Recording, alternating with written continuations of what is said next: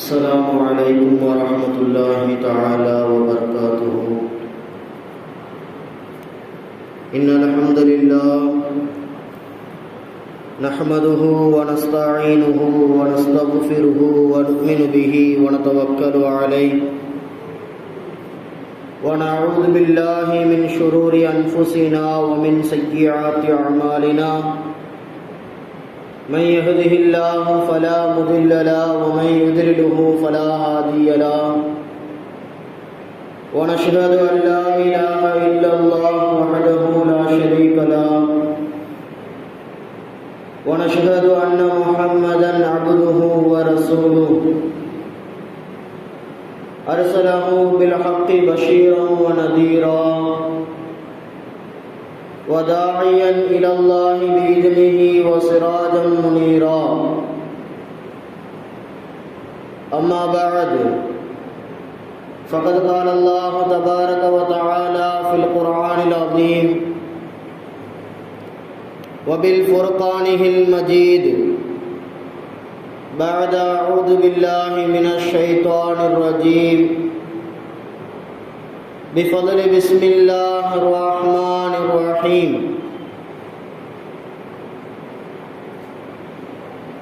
كل من عليها فان ويبقى وجه ربك ذو الجلال والإكرام. صدق الله العظيم وصدق رسوله النبي الكريم ونحن على ذلك من الشاهدين والشاكرين. وقال رسول الله صلى الله عليه وسلم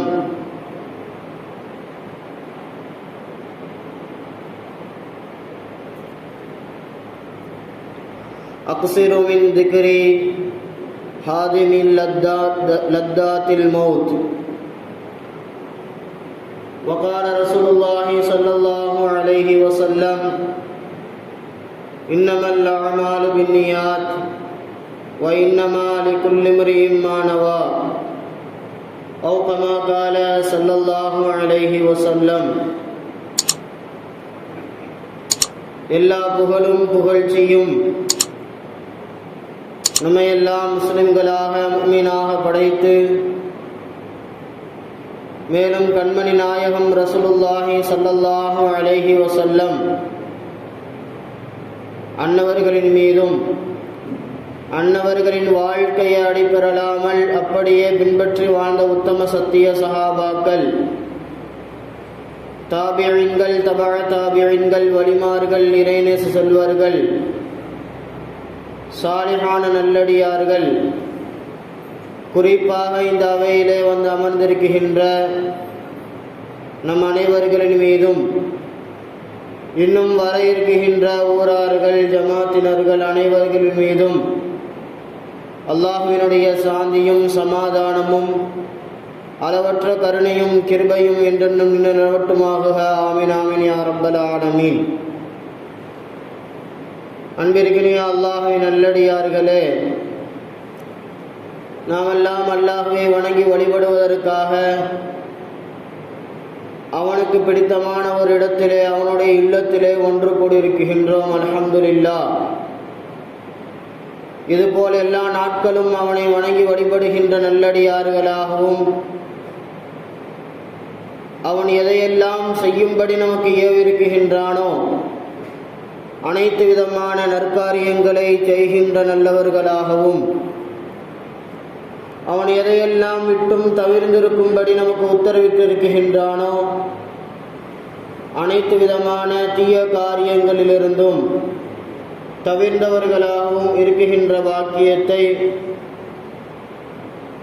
வல்ல ரஹ்மான் உங்களுக்கும் எனக்கும் அருள் புரிவானாக. ஆமீன் ஆமீன் யா ரப்பல் ஆலமீன். அன்பிற்கினிய அல்லாஹ்வின் நல்லடியார்களே, அல்லாஹு தஆலா இந்த உலகிலே படைப்பினங்களை படைத்து ஒரு நியதியை வைத்திருக்கின்றான். எப்படி படைப்பினங்களை அல்லாஹ் தஆலா படைக்கின்றானோ அதே போன்று ஒவ்வொரு ஜீவராசிகளுக்கும் அதனுடைய முடிவு என்று ஒன்றை அல்லாஹ் தஆலா தீர்மானம் செய்து வைத்திருக்கின்றான். அது மனிதனாக இருக்கட்டும், விலங்கினங்களாக இருக்கட்டும், அல்லது நாம் படைக்குகின்ற எந்த ஒரு பொருளாக இருக்கட்டும், எதுவாக இருந்தாலும் ஒவ்வொன்றிற்கும் ஒரு முடிவு என்பதை, ஆரம்பம் என்பது எப்படி உண்டோ அது போன்று முடிவு என்பதும் ஒவ்வொன்றுக்கும் அல்லாஹ் தஆலா அமைத்து வைத்திருக்கின்றான். ஒரு ஃபோனோ அல்லது ஏதாவது ஒரு டெக்னாலஜி உள்ள ஒரு எலக்ட்ரிக்கல் ஒரு விஷயத்தை நாம் எடுத்துக்கொள்வோமே ஆனால் அதற்கென்று ஒரு எக்ஸ்பிரி டேட் என்பது ஒன்று உண்டு.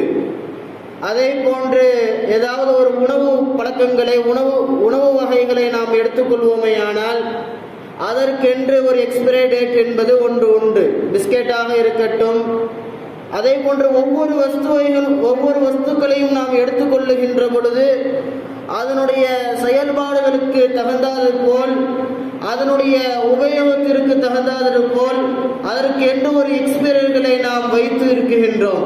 அந்த டேட்டிற்கு பிறகு அதனை யூஸ் பண்ணினால், அதனை உபயோகப்படுத்தினால் அதன் மூலமாக நாம் அதில் அழிவுகளை சந்திப்போம். அன்பிற்கினிய அல்லாஹ்வின் நல்லடியார்களே, அதே போன்ற அல்லாஹ் தஆலா படைப்பினங்களிற்கும் ஒரு முடிவுகளை அல்லாஹ் மரணம் என்ற ஒன்றை நமக்காக அல்லாஹ் விதித்திருக்கின்றான். இந்த மரணத்தை குறித்தான சிந்தனைகள் இன்று சமூகத்திலே இல்லாத ஒரு காரணம், மனிதர்களுக்கு மத்தியிலே தங்களுடைய மரணத்தை குறித்தும் மரணத்திற்கு பிறகு உள்ள வாழ்க்கைகளை குறித்தான சிந்தனைகள் இன்று நம்மிடத்திலே இல்லாததின் காரணமாய் நம்மிலே ஏக அதிகமானவர்கள் பாவத்திலே மூழ்கி கொண்டே இருக்குகின்றார்கள். பாவத்தை அதிகம் செய்து கொண்டே இருக்குகின்றார்கள். அருமை நாயகம் ஸல்லல்லாஹு அலைஹி வஸல்லம் அன்னவர்கள் தன்னுடைய வாழ்க்கையினுடைய தங்களுடைய வரிகளிலே சொல்லுவார்கள், அக்ஸிரு மின் ஸிக்ரில் ஹாதிமில் லத்தாத்தில் மௌத். நீங்கள் அதிகமாக மௌத்தை நீங்கள் நினைவு கூறுங்கள். காரணம், உங்களிடத்திலே இருந்து பாவங்கள் விலக வேண்டும் என்பதாக அருமை நாயகம் ஸல்லல்லாஹு அலைஹி வஸல்லம் அன்னவர்கள் அழகாக சொல்லுவார்கள். அன்பிற்கினிய அல்லாஹ்வின் நல்லடியார்களே, பெருமானார் நபி ஸல்லல்லாஹு அலைஹி வஸல்லம் அன்னவருடைய இந்த வாழ்க்கை, இந்த வார்த்தை மொழி நமக்கெல்லாம் ஒரு பெரிய எடுத்துக்காட்டு. நம்மிடத்திலே பாவங்கள் அதிகமாக நிகழ்கிறது. அல்லாஹ்வினுடைய சிந்தனைகள் இல்லாது நாம் வாழ்ந்து வருகின்றோம். இதற்கெல்லாம் காரணம் என்ன என்று நாம் யோசிக்குகின்ற பொழுது, இதற்கெல்லாம் என்ன காரணங்கள் என்று நாம் யோசித்தோம் என்று சொன்னால், நம்மிடத்திலே மரணத்தை குறித்தான சிந்தனைகள் நம்மிடத்திலே இல்லாதது தான் என்பர்களே. மரணத்தினுடைய வாழ்க்கையிலே நாம் எந்த அளவிற்கு பயன்பட்டு கொண்டிருக்கின்றோம் என்கின்ற அந்த சிந்தனை இல்லாது நமக்கு மத்தியிலே வாழுகின்ற சகோதரர்கள் அதிகமானவர்கள் நம்மை விட்டு செல்லுகின்றவற்றையெல்லாம் நாம் பார்க்கின்றோம். மரண செய்திகளை, மரண ஓலங்களை அதிகமாக அவ்வப்பொழுது நாம் கேட்டு வருகின்றோம். ஆனால் கேட்டாலும் கூட நம்மிடத்திலே அதனை குறித்தான சிந்தனைகள், நம்முடைய வாழ்க்கையிலே நம்முடைய மரணங்கள் எந்த நேரத்திலே நிகழும் என்கின்ற அந்த சிந்தனை இல்லை. அதனின் காரணமாய் நம்மிடத்திலே பாவங்கள் அதிகமாக நிகழ்கிறது. இன்னும் சொல்ல வேண்டும் என்று சொன்னால், இந்த சிந்தனைகள் இல்லாததனுடைய ஒரு நிலைப்பாடுதான் இன்று அல்லாஹ்வினுடைய சிந்தனைகள் கூட நம்மிடத்திலே அதிகமாக இல்லாது போய்கொண்டே இருக்கின்றது. அல்லாஹ்வின் மீது உள்ள பயபக்தி என்பது நம்மிடத்திலே குறைந்து விட்டது. அல்லாஹ்வின் மீது உள்ள அச்சம் என்பது நம்மிடத்திலே குறைந்து விட்டது. அன்பர்களே, அன்பிற்கினிய அல்லாஹ்வின் நல்லடியார்களே, நம்மிடத்திலே அல்லாஹ்வினுடைய பயபக்தி வர வேண்டுமானால், நம்மிடத்திலே நல்ல அமல்கள் வர வேண்டுமானால், நாம் நல்லடியார்களாக ஆக வேண்டும் என்று சொன்னால், நாம் கொஞ்சம் நம்முடைய மரணத்தை குறித்தான சிந்தனைகளை நாம் கொஞ்சம் சிந்தித்து பார்க்க வேண்டும். அதை குறித்து மார்க்கம் என்ன சொல்லுகின்றது, அதை குறித்தான விஷயங்கள் என்ன மார்க்கத்திலே சொல்லித் தருகின்றார்கள் என்பதை நாம் கொஞ்சம் பார்க்க வேண்டும். அன்பர்களே, அல்லாஹ் தன்னுடைய திருமறையிலே மரணத்தை குறித்து பேசுகின்ற பொழுது அழகாக பேசுவான். குல்லு நப்சின் தாயிகத்துல் மௌத், ஒவ்வொரு ஆத்மாவும் அதனுடைய மரணத்தை சுவைத்தே தீரும் என்பதாக அல்லாஹ் அழகாக சொல்லுவான். ஒவ்வொருவர்களும் அவருடைய மரணத்தை கண்டிப்பாக ஏதோ ஒரு நாள் அடைந்தே தீருவார்கள். இன்னும் அல்லாஹ் சொல்லுவான், மனிதர்கள் அவருடைய மரணத்தை கண்டு விரண்டு ஓடுகின்றார்கள், ஆனால் மரணம் அவர்களை வந்து அடைந்தே தீரும். அவர்கள் எவ்வளவு பெரிய கோட்டைகளிலே, எவ்வளவு பெரிய பாதுகாப்பான இடங்களிலே அவர்கள் இருந்தாலும் கூட அவர்களை மரணம் கண்டிப்பாக வந்து அடையும். அவருடைய தவணைகள் என்றுமே தவணைகள் முந்தவும் செய்யாது, பிந்தவும் செய்யாது. குறித்த நேரத்திலே குறித்த இடத்திலே அவர்களுக்கான மரணம் கண்டிப்பாக வந்து சேரும் என்பதாக அல்லாஹ் தன்னுடைய திருமறையிலே அழகாக சொல்லுவான். அன்பிற்கினிய அல்லாஹ்வின் நல்லடியார்களே, இன்று மரணத்தை குறித்தான சிந்தனைகள் நம்மிடத்திலே இல்லை. மரணத்தை குறித்து நாம் கொஞ்சம் யோசித்து பார்க்க வேண்டும். உலக வாழ்க்கையிற்கும் மரணத்திற்குமான சம்பந்தத்தை நாம் ஏற்படுத்திக் கொள்வோமையானால் இந்த உலக ஆசைகள் நம்மிடத்தில் இருந்து குறைந்துவிடும். அல்லாஹ்வின் மீது உள்ள அந்த பயபக்திகள் அதிகமாக ஆகிவிடும். அமல்களை குறித்தான சிந்தனைகள், அல்லாஹ்வை பற்றியான சிந்தனைகள், நாளை மறுமையினுடைய வாழ்க்கையை பற்றிய சிந்தனைகள் நம்மிடத்திலே அதிகமாக வந்துவிடும். பெருமானார் நபி ஸல்லல்லாஹு அலைஹி வஸல்லம் அவர்கள் தங்களுடைய வார்த்தை மொழிகளிலே சொல்லுவார்கள், மனிதனுக்கு உபதேசம் செய்வார்கள். யுகத்தலின் ஹம்சன் கபல ஹம்சின், ஒரு 5 விஷயத்திற்கு முன்னால் 5 விஷயத்தை நீங்கள் பொக்கிஷமாக கருதுங்கள், அதனை நீங்கள் பேணி பாதுகாத்துக் கொள்ளுங்கள் என்பதாக பெருமானார் சொல்லுவார்கள். 5 விஷயங்கள் இருக்குகின்றது. அந்த 5 விஷயத்திற்கு முன்னால் நம்முடைய வாழ்க்கையை நாம் முக்கியத்துவமாக கருத வேண்டும். அப்படி நாம் கருதவில்லை என்று சொன்னால் நம்முடைய இந்த உலக வாழ்க்கையை நாம் வாழுவது வேஸ்டாக போய்விடும் என்பதாக அருமை நாயகம் அவர்கள் அழகாக எச்சரிக்கை செய்வார்கள். ஷபாபக கபல ஹரமிக்க, அருமை நாயகம் முதலாவது சொல்லுவார்கள், உங்களுடைய வயோதிகத்திற்கு முன்னால் உங்களுடைய வாலிபம். வயோதிகம் அடைவதற்கு முன்னால் வாலிபத்தை பயன்படுத்திக் கொள்ள வேண்டும். வாலிபத்தை பயன்படுத்திக் கொள்ளாது நாளை வயோதிகம் அடைந்ததற்கு பின்னால் நாம் எவ்வளவுதான் அமல்கள் செய்தாலும் அந்த அமல்கள் மரண நேரத்திலே பாவ மன்னிப்பு தேடுகின்ற அடியானுடைய பாவ மன்னிப்பை போல ஆகிவிடும். பெருமானார் சொல்லுவார்கள் அல்லவா, ஒருவன் காலம் முழுதும் பாவம் செய்வான், மரணம் நேரம் வருகின்ற பொழுது அல்லாஹ்விடத்திலே கையேந்துவான், யா அல்லாஹ், என்னுடைய இந்த வாழ்க்கையை நான் வேஸ்டாக ஆக்கிவிட்டேன், எனக்கு கொஞ்சம் கால அவகாசம் கொடு, அதிலே நான் நல்ல அமல்களை செய்து என்னுடைய வாழ்க்கையை உனக்கு பிடித்தமான வாழ்க்கையாக மாற்றிக்கொள்கின்றேன் என்பதாக சக்கராத்திலே இருக்குகின்ற ஒரு மனிதன், மரணத்தை அடைய இருக்குகின்ற ஒரு மனிதன் அல்லாஹ்விடத்திலே கேட்குகின்ற பொழுது அல்லாஹ் சொல்லுவான், உனக்கான கால அவகாசம் முடிந்து விட்டது, இதற்கு பின்னால் உனக்கு கால அவகாசங்கள் கொடுத்தாலும் நீ உலக வாழ்க்கையிலே நல்ல அமல்களை செய்ய மாட்டாய் என்பதாக சொல்லிவிடுவான். இது போன்றுதான் வயோதிகத்தை அடைவதற்கு முன்னால் அந்த வாலிபத்தை பயன்படுத்தாதவர்கள். இன்று நாம் வாழ்க்கையினுடைய வயோதிகம் அடைந்தவர்களை பார்க்கலாம். அவருடைய வாழ்க்கையினுடைய வாலிபத்திலே உலகத்தினுடைய பொருளாசைகளுக்கு சம்பாதிப்பதற்காக ஓடிக்கொண்டே இருக்குகின்றார்கள். ஆனால் நாளை மறுமையினுடைய வாழ்க்கையினுடைய அந்த சம்பாத்தியத்தை சேர்க்காமல் விட்டுவிடுகின்றார்கள். வாலிபத்தை அடைந்திருக்கின்றவர்கள் நாளை செட்டில்மெண்ட் என்ற தன்னுடைய உலக வாழ்க்கையிற்கான செட்டில்மெண்ட்களை அமைத்துக் கொள்ளுகின்றார்கள். ஆனால் மறுமையினுடைய செட்டில்மெண்டை அமைத்துக் கொண்டார்களா என்று நாம் சிந்திக்குகின்ற பொழுது மிகவும் வேதனையான விஷயம். உலக ஆசைகளை, உலகத்திற்கான சம்பாத்தியத்துகளை சேர்த்து வைத்துக் கொள்பவர்கள், அது அழிகின்ற பொருள்களை சேர்த்து வைத்திருப்பவர்கள் நாளை மறுமையிலே அழியாத உலகிலே சென்று அங்கு நிம்மதியான வாழ்க்கையை வாழ்வதற்கான தயாரிப்புகளை சேர்க்காமல் வாழ்ந்து வருகின்றோம் என்பது இந்த காலத்திலே நாம் பார்க்கின்ற நிதர்சனமான உண்மைகள். நண்பர்களே, அன்பிற்கினே அல்லாஹ்வின் நல்லடியார்களே, கேரளாவினுடைய நிலச்சரிவுகளை நாம் பார்த்தோம். அதற்கான சில விஷயங்களை எல்லாம் நாம் கேள்விப்பட்டு கொண்டே இருக்கின்றோம். நமக்கு கேரளாவினுடைய விஷயங்கள் நிறைய பாடங்களை சொல்லி தந்தாலும் இந்த நேரத்திலே நான் உங்களுக்கு வைக்குகின்ற ஒரு முக்கியமான ஒன்று என்ன தெரியுமா? அந்த கேரளாவை முன்பு பார்த்ததை போன்று இன்று அந்த இடத்தை பார்த்தால் அது அப்படி அல்ல, முற்றிலுமாக அழிந்து விட்டது. மக்கள் வாழ்வதற்கு தகுதி இல்லாத நகரமாக ஆகிவிட்டது.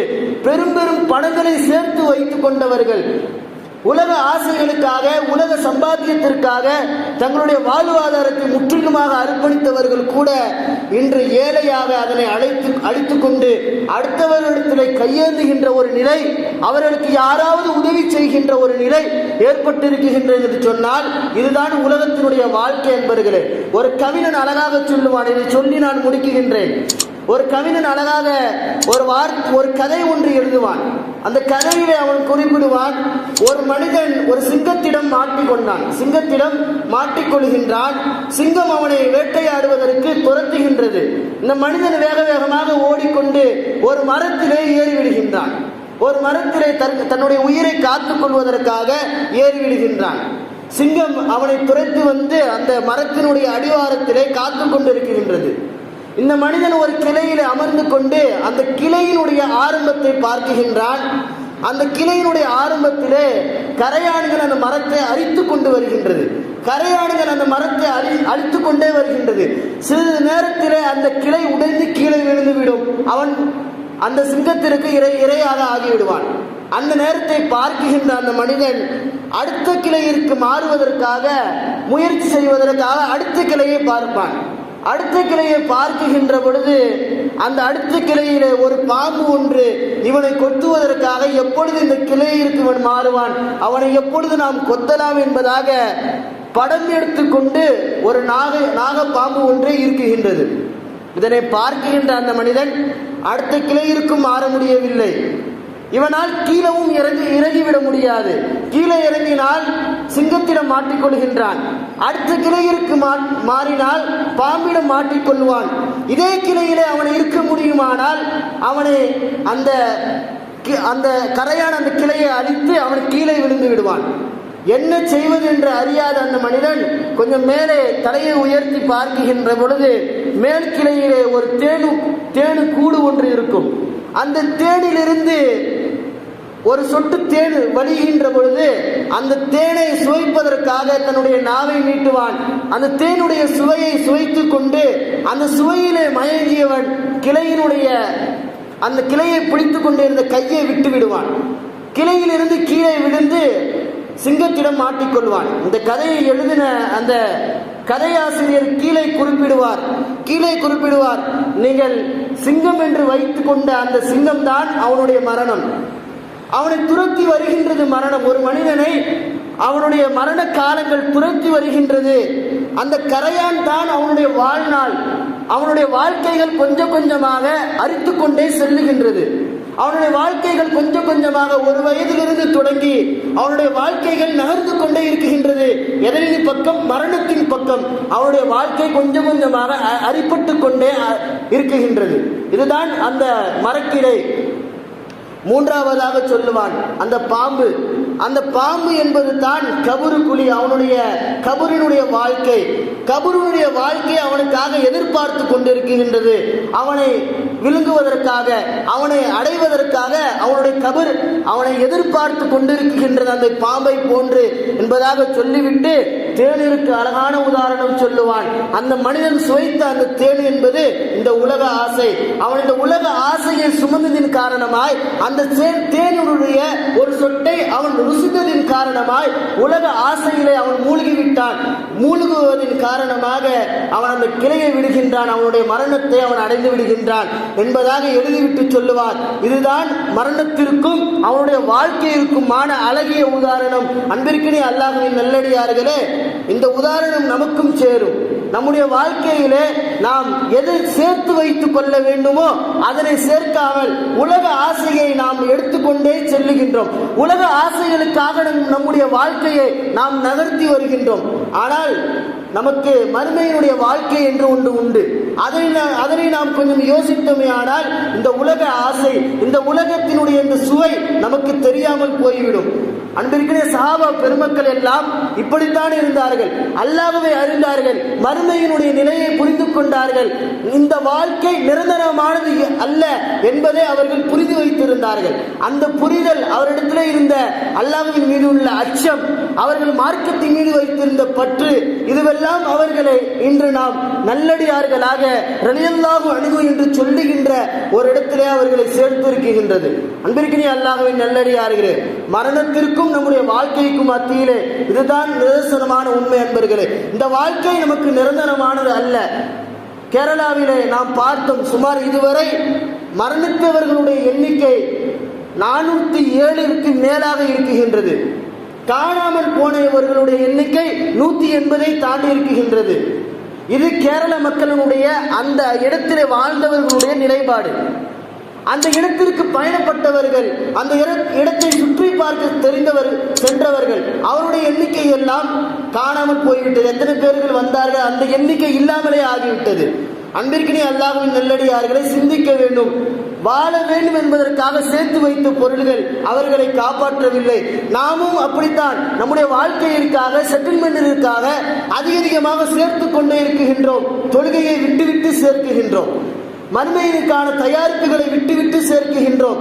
அல்லாஹ்வின் மீது உள்ள அச்சத்தை விட்டுவிட்டு சேர்க்குகின்றோம். உலகத்தின் மீது உள்ள பேராசையிலே நாம் சேர்த்து வைத்துக் கொண்டே இருக்குகின்றோம். ஆனால் இதுவையெல்லாம் விட்டுவிட்டு நாம் ஒரு நேரத்திலே இதையெல்லாம் விட்டுவிட்டு நாம் செல்ல இருக்குகின்றோம். அல்லாஹ் தன்னுடைய திருமறையிலே அழகாக ஒரு வார்த்தையிலே சொல்லுவான், குல்லுமன் அலைகாப்பான். உலக வாழ்க்கையிலே உள்ள அனைத்தும் உலகம் முழுவதும் அழியக்கூடியதாகவே இருக்குகின்றது என்பதாக சொல்லுகின்ற பொழுது மலக்குமார்கள் கொஞ்சம் சந்தோஷப்படுவார்கள். உலகத்திலே உள்ள பொருள்கள் எல்லாம் அழிகின்றது என்பதாக சந்தோஷப்படுகின்ற பொழுது நாம் அழிய மாட்டோம், நாம் மறுமையிலே இருக்குகின்றோம் என்பதாக கொஞ்சம் சந்தோஷப்படுவார்கள். அல்லாஹ் அடுத்த வசனத்தை இறக்குவான், துல் ஜலாலி வல் இக்ராம்.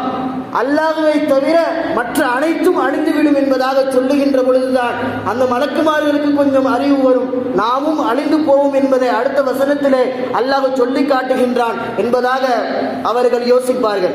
இன்றைக்கினே அல்லாஹ்வின் நல்லடியார்களே, நாமும் மரணத்தை நோக்கி நகர்ந்து கொண்டே இருக்குகின்றோம். கரையான அழித்த அந்த மரத்தினுடைய கிளையை போன்று நம்முடைய வாழ்க்கையினுடைய வாழ்நாட்கள் நம்மை அழித்து கொண்டே வருகின்றது. நாம் கொஞ்சம் மறுமையிற்கான தேடல்களை, மறுமையிற்கான வியாபாரத்தை நாம் கொஞ்சம் சேர்த்து கொள்ள வேண்டும். அல்லாஹ் இந்த உலகத்திலே குடும்பங்கள், பொருள்கள், வசதிகள் எல்லாவற்றையும் மனிதனுக்கு தருகின்றான். காரணம் ஒன்றே ஒன்றுதான், நாம் இந்த உலகிலே வாழ்வதற்காக அல்ல. இன்னும் நிறைய பேர்கள் இப்படி நினைத்துக் கொள்வது, நான் சம்பாதிக்கின்றேன், என்னுடைய குடும்பம் நன்றாக இருக்க வேண்டும் என்பதற்காக, நான் சம்பாதிக்கின்றேன், நான் நன்றாக இருக்க வேண்டும் என்பதற்காக, இது என்னுடைய பொருள் என்பதாக உலகத்தின் மீது உள்ள ஆசை நம்மை அடித்துக் கொண்டே செல்கின்றது. ஆனால் அல்லாஹ் இதுவெல்லாம் கொடுப்பதற்கான காரணம் என்ன தெரியுமா? நாளை மறுமையிற்கான சேமிப்புகளை. இதன் மூலமாக நாம் எவ்வளவு சேமித்து வைத்தோம், நம்முடைய சொத்துக்களின் மூலமாக எத்தனை பேர்களுக்கு கொடுத்து தான தர்மத்தை நாம் சேர்த்துக் கொண்டோம், அடுத்தவர்களுக்கு உதவி செய்வதன் மூலமாக எந்த அமலை நாம் சேர்த்துக் கொண்டோம், பிள்ளைகளுக்கு நல்லதை சொல்லிக் கொடுப்பதன் மூலமாக எந்த நற்செயல்களை நாம் சேர்த்துக் கொண்டோம் என்பதை நாம் கொஞ்சம் சிந்திக்க வேண்டும். நமக்கு கொடுக்கப்பட்ட மனைவியோ, பிள்ளைகளோ, தாய் தந்தையர்களோ, குடும்பங்களோ, ஊர்களோ, சொத்துக்களை எல்லாவற்றிலேயும் அல்லாஹ் கொடுத்திருப்பது, அவனை நாம் அதிலே நினைவு கூற வேண்டும். அவனை அதன் மூலமாக நாம் அடைந்து கொள்ள வேண்டும், பொருளாதாரத்தில் அடைந்து கொள்ள வேண்டும். மனைவியை அவளை தொழுக வைப்பதன் மூலமாக, மனைவி கணவனை தொழுக வைப்பதன் மூலமாக அவள் அல்லாஹ்வை அடைந்து கொள்ள வேண்டும். பிள்ளைகளை நல்வழிப்படுத்துவதன் மூலமாக நாம் அல்லாஹ்வை நினைவுபடுத்த வேண்டும், அல்லாஹ்வை நாம் அடைந்து கொள்ள வேண்டும். ஆக உலக வாழ்க்கையை அல்லாஹ் நமக்கு கொடுத்தது அவனை நாம் அடைந்து கொள்வதற்காக மாத்திரம்தான் என்பதை நாம் நினைவில் வைத்துக் கொண்டு நம்முடைய வாழ்க்கையை அந்த மரணம் அடைவதற்கு முன்னால், நம்முடைய வாழ்க்கையினுடைய முடிவுகளை நாம் தேர்ந்தெடுப்பதற்கு முன்னால் நாம் நல்ல அமல்களை கொண்டு நல்லடியார்களாக அல்லாஹ்விடத்திலே ஆகுவதற்கு வல்ல ரஹ்மான் நம் அனைவருக்கும் தௌஃபீக் செய்வானாக. வாஹிர் தஅவானா அல்ஹம்துலில்லாஹி ரப்பில் ஆலமீன். அஸ்ஸலாமு அலைக்கும் வரஹ்மத்துல்லாஹி தஆலா வபரகாத்துஹு.